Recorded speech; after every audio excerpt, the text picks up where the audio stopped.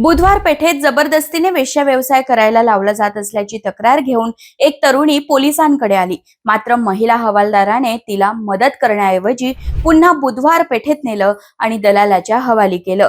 या बदल्यात महिला हवालदाराला मोबदला मिळाला खरा, पण हे मॅटर समोर आलं आणि तिच्यावर निलंबनाची कारवाई झाली. पण ही कारवाई झालेली असली तरी पुणे पोलिसांची अब्रू वेशीवर टांगली गेली होती. हे प्रकरण पोलीस आयुक्त अमितेश कुमार यांच्यापर्यंत पोहोचलं आणि बुधवार पेठेत कारवाईचे आदेश निघाले. गेल्या काही दिवसात बुधवार पेठेतून बांगलादेशी महिला सापडण्याचं प्रमाण वाढलंय आणि त्यात पुणे पोलिसांचेच कर्मचारी मदत करत असल्याचं समोर आल्यानंतर मात्र पोलिसांना आता आम्ही काहीतरी करतोय हे दाखवणं गरजेचं होतं. अखेर पोलिसांनी बुधवार पेठेत मध्यरात्रीच्या वेळी रेड टाकली आणि 41 इमारतींमध्ये घुसून सगळं सामान अस्ताव्यस्त केलं. या कारवाईत 450 पेक्षा जास्त महिलांची चौकशी केली जात असताना 300च्या आसपास पुरुषांचीही चौकशी झाली आणि यात एक लातूरचा पुरुषही सापडलाय, ज्याला पोलिसांनी अटक केली. पुणे पोलिसांनी कारवाई दाखवली असली तरी यातून नेमकं काय सापडलं? ज्या बांगलादेशी महिलांची चर्चा बुधवार पेठेत होते, त्या बांगलादेशी महिला इथे कशा येतात आणि पुणे पोलिसांच्या कारवाईवर प्रश्नचिन्ह का उपस्थित होत आहेत, तेच मी या व्हिडिओत सांगणार आहे. पुणे पोलिसांनी जे कोम्बिंग ऑपरेशन केलं त्यात 2 संशयित बांगलादेशी महिला आणि 4 अल्पवयीन मुलींना ताब्यात घेतलंय. ज्या अल्पवयीन मुलींना ताब्यात घेतलंय त्यांच्या आईने दिलेल्या माहितीनुसार या मुली स्वतःच्या आईसोबत इथे राहतात, एवढाच त्यांचा गुन्हा आहे. यातली एक मुलगी इंग्लिश मीडियम मध्ये शिक्षण घेते आणि तिची 10वीची परीक्षा सुरू आहे, तर यातली एक मुलगी 12 वर्षांची आहे आणि 17 ते 18 वर्षे वयाच्याही 2 मुली यात आहेत. या मुलींना तपासणीसाठी नेलंय आणि खरंच या मुलींकडून व्यवसाय करून घेतला जात होता का याचा तपास होणार आहे.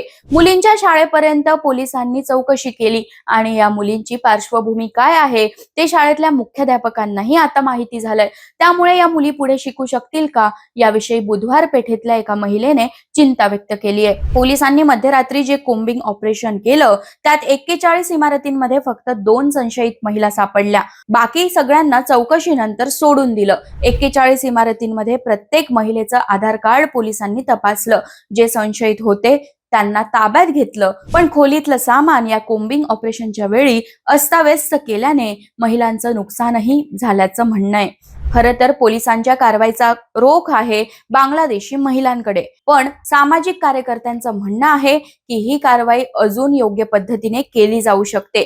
बुधवार पेठेत ज्या बांगलादेशी महिला येतात त्यांना इथे आणणारं एक मोठं रॅकेट आहे. या महिला थेट बांगलादेशातून पुण्यात येत नाहीत, तर या महिलांना आधी कोलकात्यात आणलं जातं. तिथे काही दिवस ठेवून महिलांना भारतीय ओळख दिली जाते, ज्यात कागदपत्र तयार करण्यापासून ते व्यवसाय शिकवण्यापर्यंतच्या गोष्टींचा समावेश असतो. कोलकात्यातही आशियातल्या सगळ्यात मोठ्या रेड लाईट एरियापैकी एक एरिया आहे. कोलकात्यानंतर या महिला वेगवेगळ्या शहरात फिरवून पुण्याला येतात. पुण्यात आल्यानंतरही यांना थेट बुधवार पेठेत आणलं जात नाही, तर पुण्यातल्याच काही अवैध कुंटणखान्यांमध्ये या महिलांना व्यवसाय करण्याची सवय लावली जाते आणि संबंधित महिलेचं पूर्णपणे प्रशिक्षण झालंय याची खात्री केल्यानंतरच तिला बुधवार पेठेत आणलं जातं.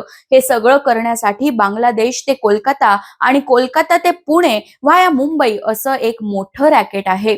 या रॅकेट मधले दलाल कधीही पोलिसांच्या हाती लागत नाहीत, किंबहुना हाती लागले तरी काय होतं याचं उदाहरण पुण्यातच पाहायला मिळालं.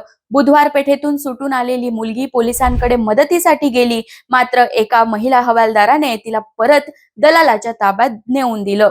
ही महिला हवालदार गेल्या काही महिन्यांपासून पैशांच्या मोबदल्यात हा व्यवसाय करत असल्याची शंका आहे. पोलिसांच्या थेट प्रतिमेवरच डाग लागल्यानंतर अमितेश कुमार यांनी पथक स्थापन करण्याचे आदेश दिले. या आदेशानुसार स्थानिक गुन्हे शाखा आणि परिमंडल 1 मधील 8 सहाय्यक आयुक्त, 19 पोलीस निरीक्षक, 55 API आणि PSI आणि 375 पोलीस कर्मचारी असा फौजफाटा घेऊन हे पथक बुधवार पेठेत रात्री 12 वाजता दाखल झालं.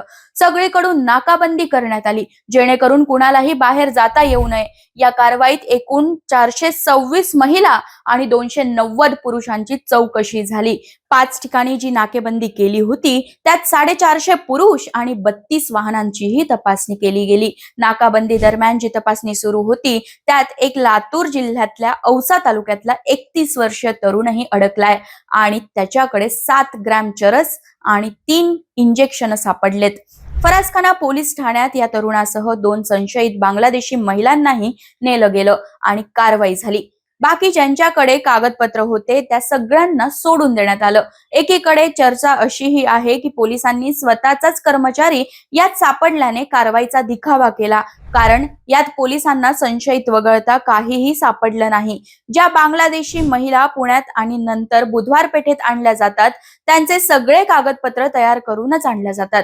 सामाजिक कार्यकर्त्यांचं यावर म्हणणं आहे की कारवाईचा उद्देश चांगला आहे. याने मूळ व्यवसाय करणाऱ्या ज्या महिला आहेत त्यांना त्याचा फायदा होईल, पण ज्या पद्धतीने कारवाई अचानक केली जाते ती पद्धत चुकीची आहे.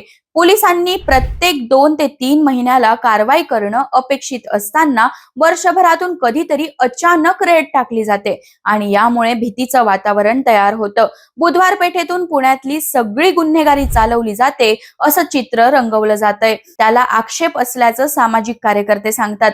पोलिसांच्या या कारवाईवर तुम्हाला काय वाटतं? कमेंटमध्ये जरूर लिहा आणि अशाच व्हिडिओसाठी story.com ला नक्कीच सबस्क्राईब करा.